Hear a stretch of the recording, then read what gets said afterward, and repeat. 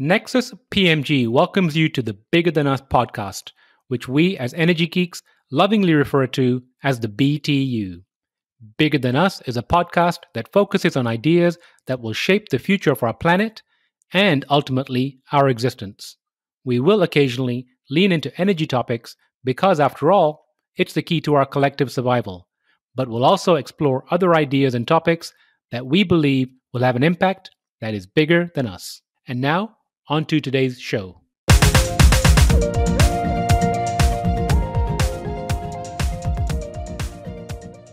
Hello, and welcome to the Bigger Than Us podcast.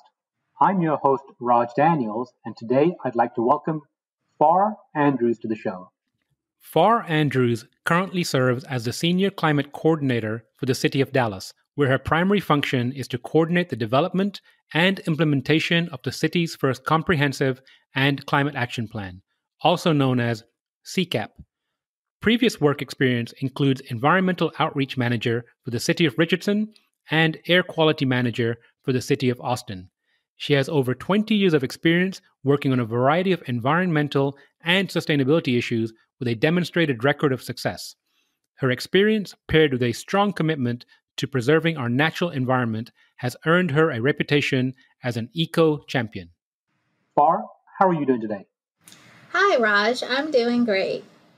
Pharr, I know we're both in Dallas. Have you got an opportunity to step outside today? It's absolutely beautiful.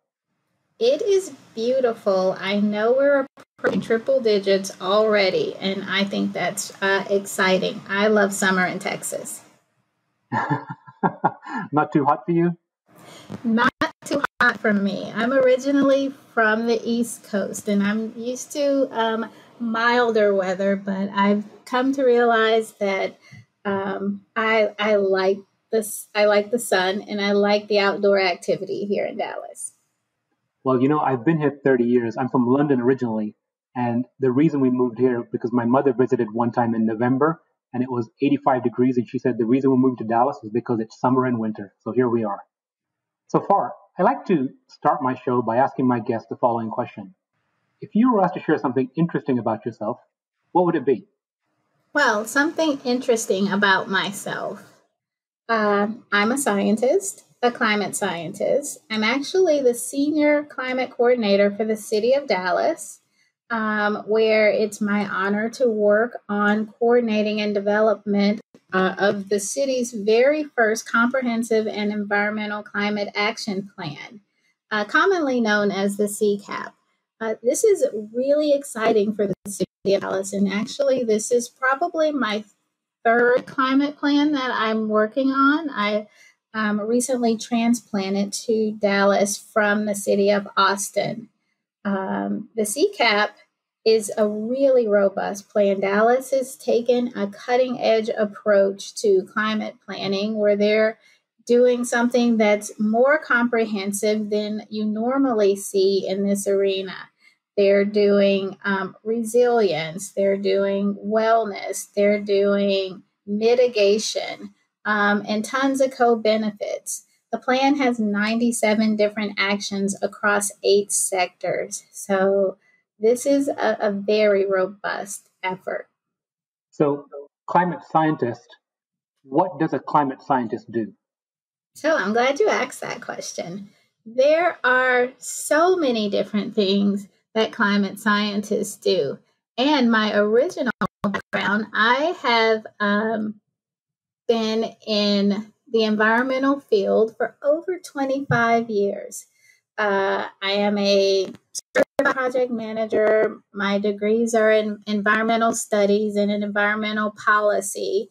I have worked in all different arenas, from air quality to sustainability to climate protection. I've also done composting, biosolids, hazardous waste. So I think what I really enjoy about climate planning and climate mitigation is that it allows me to bring all of my education and experience into view, and it's applicable to this one position. So it allows me to be really diverse and really creative. So, when you were a little girl, what drove you to be a climate scientist? So that's a really interesting story, Raj. When I was a little girl, I wasn't the type of little girl that often played with dolls, but my mother would always tell me how my aspirations were to be Mother Nature. And this was also something she shared for the toast at my college graduation when I finished with my degree in environmental studies. And I thought it was so fitting that very early on, I knew that I had an affection for the outdoors. I love outdoor spaces, and I understand why we need to preserve the planet that we're inhabiting for future generations. This has just always been a passion of mine. I find that so many children have that. I have three children of my own, and they're out collecting bugs and turtles all the time, especially now during summer. And I feel like as children, we all have a little bit of that in us, but it evaporates over time. And perhaps some people, mostly the adults in our life, don't see the value in careers in that space. So first, I want to applaud your parents and your mom for mentioning regarding Mother Nature. But what about the outdoors? Like, what drew you towards that? I think I was just a kid that was had a lot of energy, and we always lived in a small space. So I realized I spent a lot of time in the outdoors, and then I've always had a love for science. So I think this career path actually let me marry my love for science and my love for the outdoors, and actually do something that I'm passionate about and that I love doing. I love being a scientist. I've always aspired to do something in this arena, and I've always done well in school in that area. And this just allows me to actually use those skills every day, I've noticed. So I have just been really fortunate to actually work in a career that I studied to be in. And this has definitely been a very rewarding journey. Well, it sounds like a beautiful marriage. And switching gears a little bit, you mentioned the CCAP plan earlier, which you're part of. Can you share more about that CCAP, how it started, and where you are right now in the plan? Oh, sure. So the CCAP plan, which is the Comprehensive Environmental and Climate Action Plan for the city of Dallas, this is really a landmark plan for Dallas. Dallas is big oil and big business, and this is tends to be the last place that people think that the climate conversation would be happening. But I like the fact that Dallas was very forward thinking and understood that this needed to be a part of what Dallas does and how Dallas addresses its outdoor areas. The CCAP plan is meant to be a roadmap to speak to how the city addresses environmental concerns for all different sectors. So it's kind of a blueprint plan. It talks about buildings and energy and transportation and green space and air quality and food resources. I think I'm forgetting one. There are 8 of these. Oh, water and zero waste. So the plan kind of covers all sectors, and it has 97 different actions that we intend to implement to mitigate the environmental hazards in those areas. The plan was actually just adopted on May the 27th, unanimously by our city council. So there is a lot of support on the executive level for this plan. And now begins the fun, fast, and furious work of implementation. So we are really knee deep into planning what our next steps are right now. Well, congratulations. May 27th is just 2 weeks ago, and I'm so glad I was able to interview you so soon afterwards. A couple of questions regarding the plan. You mentioned the 8 different areas. I have to ask, what are your favorite areas? What areas are you most interested in? And you can't say all of them. Oh gosh, I can't say all of them. Okay. Um, honestly, my favorite, if I had to choose a favorite, and I do think they're all equally important, but one area stands out to me, and that's the air quality sector. And this sector is uniquely important because the quality of the air we breathe has a direct effect on health.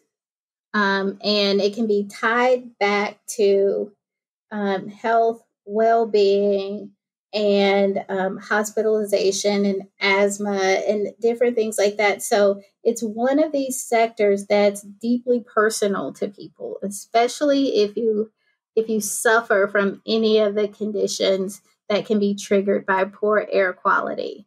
And air quality tends to be a really cross-cutting area because the mitigation for air quality, it also includes actions that are in the transportation section and actions that are in the water section and actions that are in the waste section. Basically, it all adds up to cleaner air, which was a slogan that EPA came up with years ago, and it's just kind of stuck with me and resonated. What we learned from doing our emissions inventory in Dallas related to air quality emissions is that the bulk of our ozone precursor emissions are coming from the tailpipe. So they're coming from single occupancy vehicle use or on-road vehicles and off-road vehicles. So we've proposed a lot of actions in our plan to mitigate that and looking at actions that support active transportation and micro mobility sources and transit. So I think air quality is definitely where I think we can make a huge impact, especially since the Dallas, North Texas region is currently in non-attainment of the national standard for ozone. And for those that might not be familiar, can you explain non-attainment? So what happens is EPA actually sets a health-based standard for the quality of the air we breathe. And if your area monitors readings that are above that standard, and there's a more complex calculation associated with this where they look at the third highest reading averaged over 3 years. But if your numbers come out higher than what this health-based standard dictates, then you're designated non-attainment. And what that means is that the air in your region could be dangerous for a percentage of the population in that region. And it requires that we do certain things to mitigate that impact. Thank you for sharing that. And you said we, and I really appreciate that because I was going to ask my next question is that what is the plan to share the CCAP plan with the general public, with the citizens, and as citizens, what can we do to participate in this plan? So the CCAP plan is very ambitious. Another thing we learned from doing our greenhouse gas inventory at the very beginning of this process is that the city's facilities or municipal services only really contribute about 2% to our community-wide greenhouse gas emissions.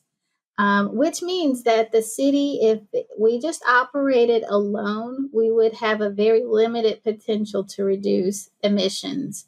So in order to make a big dent in this emissions pie in North Texas, we really had to step out into a leadership role and facilitate partnerships between businesses and schools and neighborhoods and develop resources to help Dallasites implement the CCAP plan.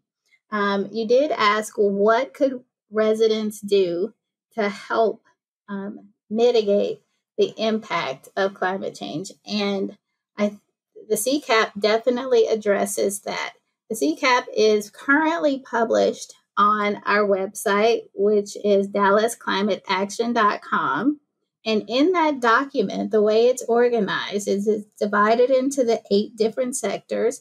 And at the beginning of each sector, we've included a list of actions that can be taken by residents and a list of actions that can be taken by businesses, because we do understand that it's going to take all of us working together to actually reverse climate change. And I'll put a link to the plan in the show notes, and thank you for that.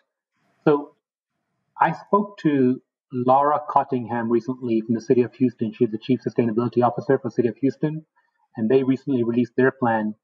One of the questions I had for her, and I'm posing this question to you now, is that I'm sure there are some, I don't want to use the word naysayers, but there might be a little bit of opposition. You mentioned Dallas, technically, or being thought of as an oil and gas city. How do you bring all the stakeholders around the table, and what did that conversation look like to get everyone on board for this plan? So in Dallas, we really knew going into this process that we had to build some type of coalition or agreement between our major stakeholders. So this is the most involved stakeholder process that I've actually been a part of. And this is maybe the 3rd municipality I've worked with on these types of issues. But what Dallas did was they developed a number of different stakeholder groups. They developed an internal stakeholder group, which consisted of all the city departments that could have an impact, and their subject matter experts. And then there was an external stakeholder groups, which largely consisted of people in the environmental advocacy realm, people in the business community, people in academia, people in small businesses, people in the transportation realm, people in other municipalities. So we made an exhaustive list that looked like over 200 participants just in that one stakeholder group. And what was so surprising to me is that during this stakeholder process, typically what you see when the planning process takes over a year is the number of participants tends to reduce as the project goes on. But in this particular instance, the number of participants and active stakeholders actually kept growing as the planning process continued. And what that told us is that people were really interested in being a part of this solution. So I feel like this is what we received. We did a number of different surveys. We had quite a few stakeholder meetings, and we received over 9,000 unique comments on our plan, which was surprising because we actually needed to read, review, evaluate, and respond to those comments. And I think that made our product so much better because there's something in there for all of these different stakeholder groups. They can see comments that they made and things that they imagine are necessary for their community are also reflected in one of these 97 different actions. So I think it was very successful. We received a lot of support going into council. There were over 50 speakers signed up to speak on this item, and nearly half of them were actually supporting the plan. So that's a really great statistic. And it made me feel amazing to hear some of the comments about the process and about the product. So I think the majority of Dallas has really embraced this plan because we went that extra mile to make sure that we included a variety of stakeholders. Well, congratulations on that. 9,000 pieces of feedback is a lot of feedback, and over half the people that spoke for the plan. That's phenomenal. as we speak about stakeholder groups, can you speak to a little bit about, equity in the CCAP plan? There's a lot of conversations right now regarding equity in neighborhoods and opportunities, and even the conversation around diversity right now. It's very important. So I know you and I touched on it briefly earlier, but if you could speak to that, really appreciate it. Yeah, so one of the marching orders going into this plan, and one of the cornerstones of the city of Dallas, is equity. So we really wanted to ensure that we infused equity into this process, and it wasn't a really intuitive thing. People don't typically think, oh, environmental planning, equity, how does that fit together? And I think this is a really great question, because the way we were able to approach this issue is we understand that there are definitely communities that experience climate change differently, and are impacted by climate change at different rates. So, vulnerable populations are most at risk for experiencing the impacts of climate change due to existing social or economic or environmental changes. And it turns out these communities often contribute a lot less to what causes climate change. So we went into this wanting to assure that we considered vulnerable frontline communities in our planning process. We wanted to include their voices up front in our stakeholder groups, which we did. We also wanted to include solutions in our actions that are in the plans to help mitigate the impact of climate change on vulnerable populations. So this approach to equity, what we're really trying to ensure is that no one is disproportionately affected by climate change at a more severe rate. So, and we're being really keenly aware of where these communities are and how we can form partnerships and relationships to work on mitigation and education together. Can you shed some light on how vulnerable populations are more affected by climate change? So there are a couple of different ways that climate change impacts affect Dallas. Dallas residents are really familiar with extreme weather. But what we're seeing with climate change is that these weather extremes are becoming more severe. So when we see flooding and storms and heat waves and droughts, they're a lot more severe than they were in previous years. And we know that we have large concentrations of vulnerable populations in our southern sector and in our western sector. And that's where we're seeing these effects from flooding and heat waves and droughts take their toll. We're also looking at other social factors in our CCAP plan, like access to food. So we want to make sure that we address food deserts and how that connects to vulnerable populations. And we're also looking at transportation, making sure that in the event of emergencies, that people have access to adequate transportation. So there are a number of different ways the CCAP plan is seeking to kind of level that playing field and reduce that impact and provide resiliency in the system so that we all work together to make sure that we're mitigating climate change at the same level. Thank you so much for shedding some light on that. So Pharr, you've been on this journey for a long time now. What are some of the big learnings you would say you've had on this 20, 25-year journey being involved in climate change? So I've had a number of diverse roles in the environmental realm. I've worked for the state of Texas TCEQ for 5 years and the city of Austin in diverse positions for over 17 years. And during that time, I think I've experienced a lot of professional growth.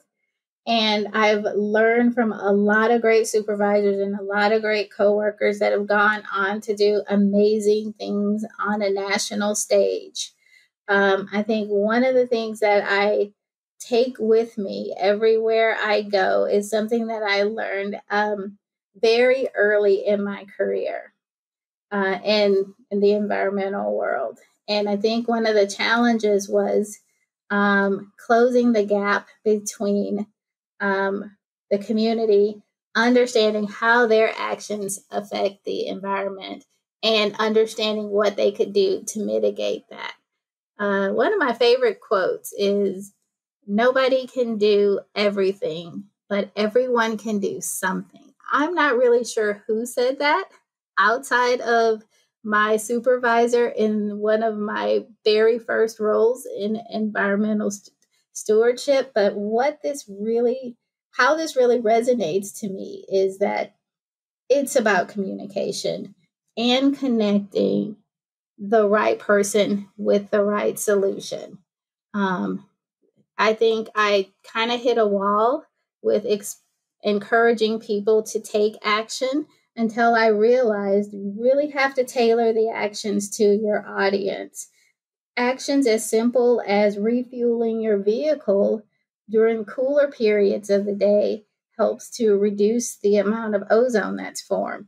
That's something everyone can do. Recycling is being made a lot easier here in Dallas with our new multifamily recycling ordinance. So, making sure that people understand what all their options are so that we can meet them where they are and help them understand how they contribute, because I think everybody can contribute, and that was one of my big takeaways throughout my entire career, is that everybody can do something. We just need to tailor our solutions to their situation. I love that advice and dovetails nicely into my next question, which is more specific along the lines of advice. And that is, if you could share some words of advice or words of wisdom with the audience, what would it be? And you can't go back to everyone can do something. Okay, that's my favorite word of advice. Let's see. What would I tell the audience? Let, Um, let's do. Let's work with CCAP then. What can people do around CCAP themselves? Let's make it tangible for them. Yeah, I think this is a personal question for me too, because what I've discovered in being in this environmental stewardship role for the majority of my life is that there is really a higher bar for stewardship. And I have a platform and an opportunity to talk to people about what they can do. And what I noticed is that people also watch what I do. And I think I became really keenly aware of this um, in the elevator when someone commented on the fact that I bring my lunch to work every day in containers that are reusable. And they kind of said it in an off the shoulder kind of way, but I was able to take that opportunity to talk to them about why we don't want to continue to use single use plastic and why bringing my lunch helps reduce the number of single occupancy vehicle trips that I personally take. And it helps me to reduce my carbon footprint. So it's kind of like about being the change. And when you realize that you have a platform, people are watching you, then make sure that what you're doing can inspire others. So I think that is definitely, and I think we all have a platform. now that social media is how most people get their news and get their information, I encourage people to not just take action, but tell people the positive actions that they're taking. I think word of mouth really helps to encourage people to want to do more and want to be a part of the movement. So, yeah, I could talk about all the actions you could take, but there's a lot of people out there doing things, and I just want them to use their voices so that other people know what to do and how to do it as well. Thank you for sharing that. So far, you're a young African American woman that's been involved in the climate change space for the last 20 years. What would you say, how would you encourage other members from, let's say, diverse backgrounds to get engaged in this space? And what are some of the opportunities you see going forward? So I think that's a very interesting question, because I know when I initially showed interest and started studying in this arena, there weren't very many people who looked like me in the room. Because I am a woman, and then I am an African American woman of color. But what I have seen over the decades that I've been working on improving environmental conditions, environmental stewardship, and climate change is that a lot more people of color are starting to gravitate towards this arena. This is, there weren't very many majors in this arena when I started either, like paths for education. And now I'm noticing that the top schools are offering degrees in environmental science and environmental engineering and pushing environmental stewardship and sustainability degrees. So I think what I would really recommend is to take advantage of these opportunities. Right now, there is just a wealth of connections that can be taken advantage of now, especially in the academic area. So learning what the solutions are and how you can be a part of this movement, I think is really, really important. Because as I mentioned earlier, vulnerable populations are typically populations of color, children, elderly, and people with diminished lung capacity for some other reason like asthma. But populations of color tend to outnumber all of those. And I think because we can be disproportionately affected by climate change and affected by environmental deterioration and affected by extreme weather events, that we really need to be a part of the solution. So that's my challenge. I like to speak at events like Women in Science, and I've also volunteered at the Ann Richards School for Girls, really trying to encourage young scientists to think along the environmental arena as their career path. But I also tell them that environmental stewardship is cross-cutting.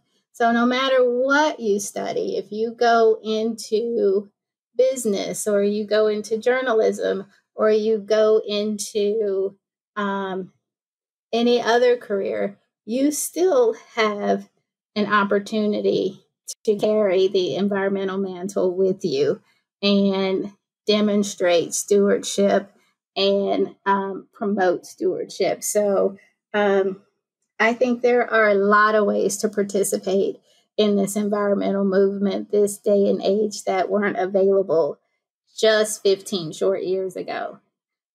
So I am definitely trying to encourage the next generation to seriously consider this as a profession, because we need thought leaders and we need voices from the affected community to be a part of the solution.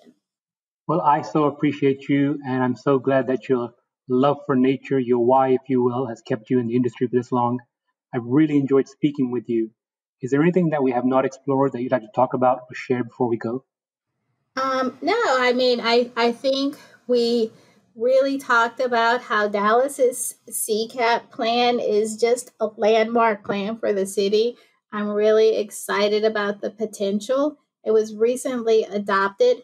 There is so much work yet to be done on this plan. So I would love to visit with you uh, further down in the future to talk about some of the great programs and projects that we have underway as a result of the implementation of this plan.